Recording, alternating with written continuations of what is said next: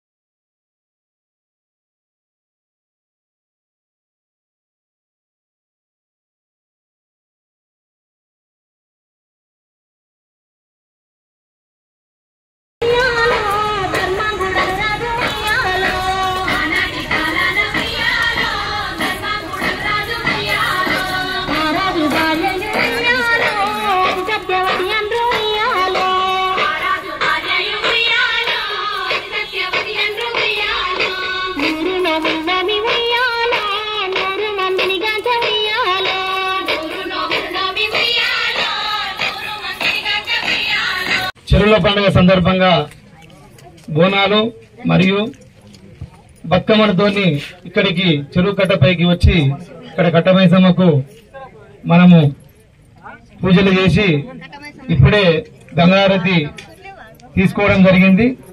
కావున ఈ కార్యక్రమంలో పాల్గొన్నటువంటి ప్రతి ఒక్కరికి నాతోటి ఉప సర్పంచ్, ఎంపీటీసీలు, వార్డు మెంబర్లు, మాజీ వార్డు మెంబర్లు, ఎంపీటీసీలు, ఇక్కడ ఇచ్చేసినటువంటి మహిళా సోదరిమణులకు మరియు డాక్టర్ మహిళలకు, అంగన్వాడీ ఆశా వర్కర్లకు, మా గ్రామ ప్రజలు, యువకులు అందరికీ పేరు పేరున సొసైటీ డైరెక్టర్లు మరియు ఇక్కడ ఇచ్చేసినటువంటి ప్రతి ఒక్కరికి ఈ ప్రోగ్రాం విజయవంతం చేసినందుకు ధన్యవాదాలు తెలియజేస్తూ, ముఖ్యంగా ఈ కార్యక్రమంలో మనకు రుద్రారం గ్రామం ప్రగతి నివేదిక 2014 కన్నా ముందు, అనగా తెలంగాణ ప్రభుత్వం ఏర్పడక ముందు ఈ ప్రాంతంలో పెద్ద ఎత్తున చెరువు పునరుద్ధరణ, పుడికతీత పనులు చేపట్టలేదు. 2014 తర్వాత తెలంగాణ ప్రభుత్వం మిషన్ కాకతీయ ద్వారా చిన్న నీటి వనరులైన చెరువులను పునరుద్ధరించడం మరియు పుడికతీత పనులను పెద్ద ఎత్తున చేపట్టడం జరిగింది.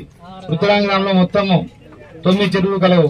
అందులో మిషన్ కాకతీయ 1లో ఒక చెరువు 52 లక్షల ఖర్చుతో, మిషన్ కాకతీయ ఫేజ్ 2లో 2 చెరువులు 49 లక్షలు ఖర్చు మరియు మిషన్ కాకతీయ ఫేజ్ 3లో 2 చెరువులు 45 లక్షల ఖర్చు, అనగా మొత్తం 5 చెరువులు కలిపి సుమారు 148